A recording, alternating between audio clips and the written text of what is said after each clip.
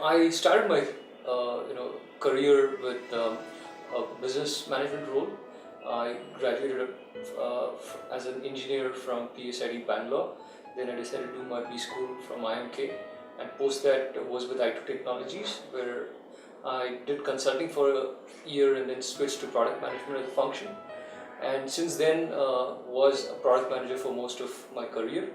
With I2, I was focusing on product management for some of the supply chain products and more enterprise products.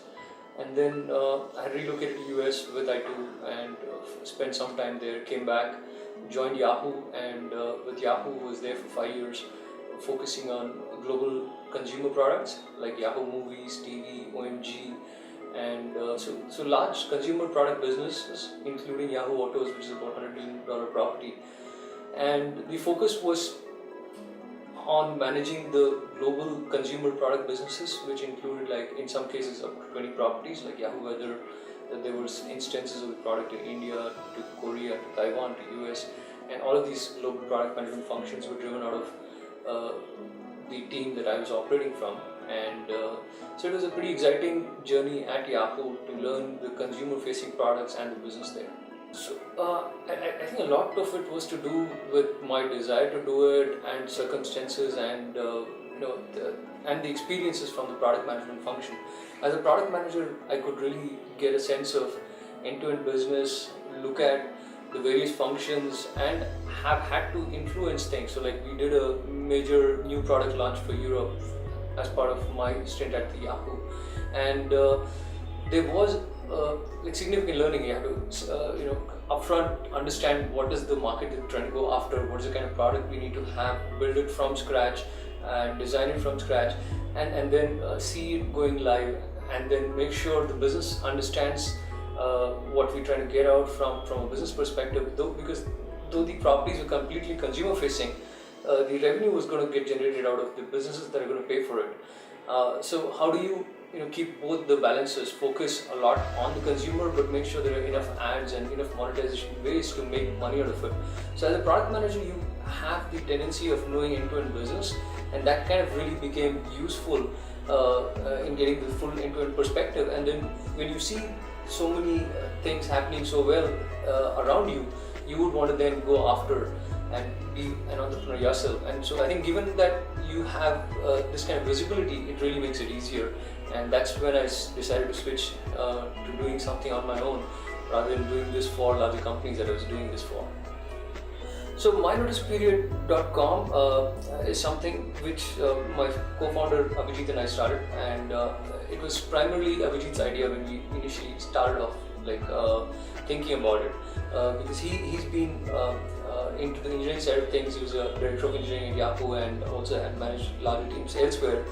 And together we've always had the need, working at product companies, when we need to hire somebody, we don't find people quickly. We need to really wait for 3 months, 6 months, because people we interview and then select after 2 months, and then they have 3 to 4 months of notice period. So together it becomes a very long process for us to get somebody on board. And that's where we realized there is a large opportunity for us to bring down the inefficiencies of hiring, help the companies be more efficient and hire quickly. And that's why we decided to come up with mynoticeperiod.com. And we ran it in a beta mode for 3 months. Then we decided it's something that's really taking off well, and got into it full time after that. So my course was done in 2012, and then we had Pinkish also coming into parts of the course, and it was very different. Though I had been doing product management for a very long time, I did not really get a holistic perspective until that workshop in terms of the different ways in which you could put your ideas together in a framework, and then build it through, and then also execute it, and then the kind of metrics you could track, take it back to the management if need be, and how you could think of as a end-to-end product manager with various frameworks. That was something which was like a big eye-opener. Like, you would be struggling in many cases as a product manager to go and put forward your thoughts, either on ideas, your thoughts or your insights on the data that you collected from your product and the consumer behavior, or even a business plan as to how you take it forward. So those and so basically this course brought in a lot of frameworks using which you could go do this much better. So it made life of a product manager much easier. I think that's basically how I would put it in terms of the kind of frameworks they've generated and from the learnings of various product managers that have gone into building this. So I think the good part is it is not a difficult switch. For people who are doing product management, they've seen the end-to-end functioning of the businesses that they are operating. So whether you're a product manager in a consumer-facing product or you're a product manager on an enterprise product, irrespective of where you are, you would be in a situation or in a position where you have to gather inputs from market, from competition, from customers, and then decide what needs to get built, or at least be party to that decision, and then drive that into your execution teams in terms of the engineering to deliver it, and also interact with business.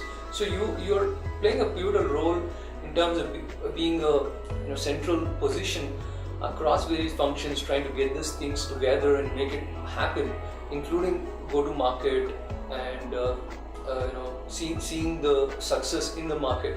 So I think given the background that product managers have, the kind of depth they have, the understanding they have for an end-to-end business process to the product management function, so it's a much easier switch. So I think for product managers who are thinking of going out in the market and starting up, it's probably the easier switch than you being maybe I'll take an opposite example, maybe a fresher engineer or maybe an engineer with some years of experience, but you would have a lot of gaps in understanding various perspectives, including say the UI to the design to other things. But as a product manager, you've overseen various functions, you understand the breadth of things, so it's a lot easier for you to be doing this.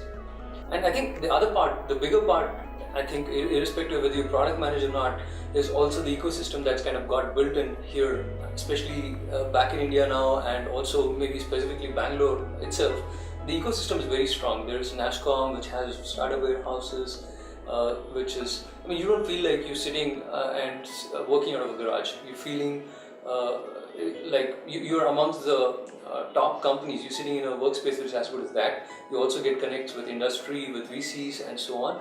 And there's a lot of money in the system. There's a lot of VCs who are interested in supporting startups. There's a lot of angel investors who are looking to support startups. So I think the market and the ecosystem is just about right for people to go startup. So I think if you're looking to do a startup, now is definitely a good time, and you will not feel very bad or lonely doing this because there's a lot of people doing it, and there's been a lot of good success stories in ways people are getting funded, to the way the startups are functioning, the ways the startups are disrupting the larger businesses. So I think that's definitely a good time and a reason for anybody to be thinking of doing a startup now.